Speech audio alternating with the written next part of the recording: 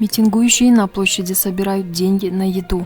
В Бишкеке на площади Алато проходит митинг представителей партий, которые проиграли на парламентских выборах 4 октября. Представитель Чоңқазата Сыймых Джапыкиев предложил участникам акции протеста скинуться на еду.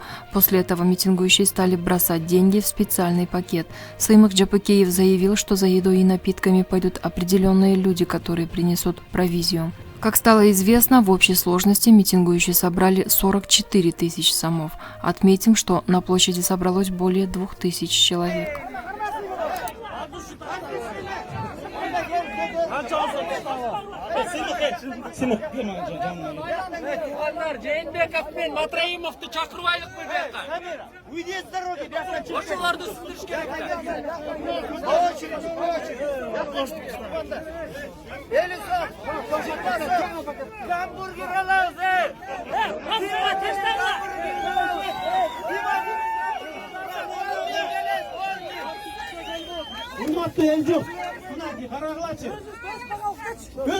Özünüz bağlı.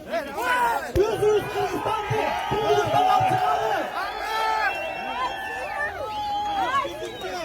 Elcuk, kaçmağıla.